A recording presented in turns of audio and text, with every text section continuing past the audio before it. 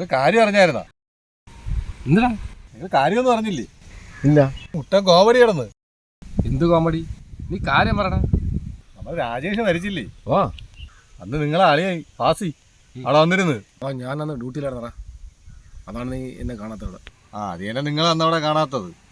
അന്ന് വാക്കിയിടാനായിട്ടേ രാജേഷിന്റെ പെണ്ണ് നെറ്റിയിൽ ഉമ്മ കൊടുക്കാനായിട്ട് കുനിഞ്ഞപ്പം അതുകൊണ്ട് പറഞ്ഞു ബാക്കി നിങ്ങളിനെ ചോദിക്കും.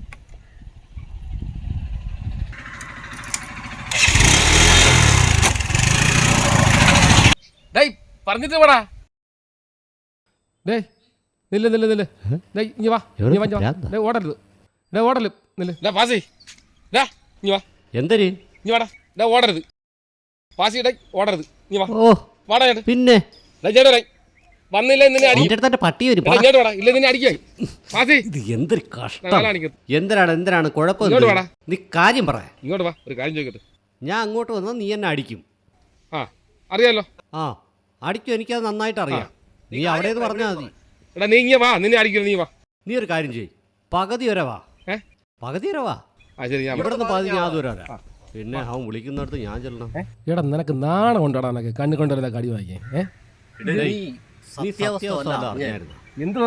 നീ സ്ഥിരമായിട്ട് ഇങ്ങനെ ഓരോരുത്തരുടെ അടുത്ത് പോയി പ്രശ്നം ഉണ്ടാക്കി അടി മാറ്റി എന്റെ പൊന്ന് ഫാസി, നിന്നെ കൊണ്ട് ഒരു രക്ഷയില്ല.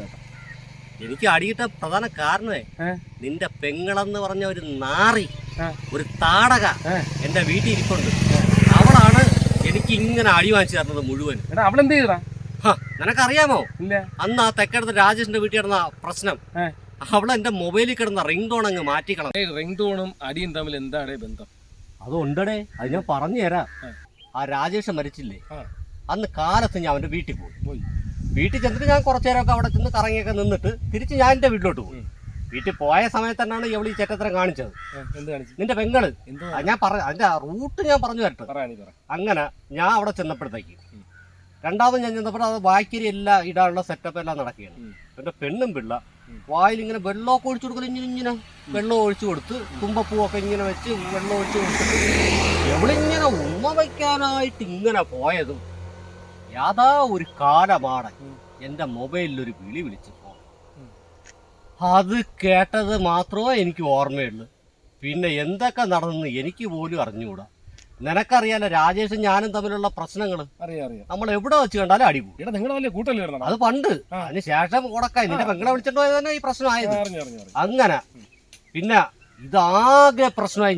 ആൾക്കാരൊക്കെ ഇപ്പോൾ പറയണമെന്ന് പറഞ്ഞു കഴിഞ്ഞാൽ ഞാൻ അവന്റെ വീട്ടിൽ ചെന്നിട്ട് മരിച്ചു കിടന്നിട്ടും അവൻ ഞാൻ ചെന്ന് കളിയാക്കിയെന്ന്.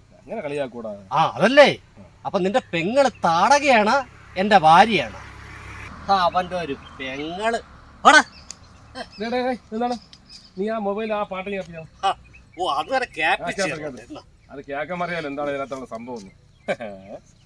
സുന്ദരനായൊരു രാജേഷേ, സുമുഖനായൊരു രാജേഷ്, കൊച്ചു കള്ളച്ചെറുക്ക നിന്റെ കൂടെ ഞാനും പോരുന്നു. ഇപ്പൊ എങ്ങനെയുണ്ട്? ഇങ്ങനെ പഞ്ചഭാവി മരിച്ചവന്റെ പേരിലുള്ള പാട്ട് പാടിയ പിന്നെ യവനെ അടിക്കാതിരിക്കോ? മരിച്ചവന് ജീവൻ ഉണ്ടായിരുന്നെങ്കിൽ യവൻ അവനെ കൂടെ എടുത്തിട്ട് അറിഞ്ഞാണ്. എന്റെ പെങ്ങളോടുത്ത പണിയായി.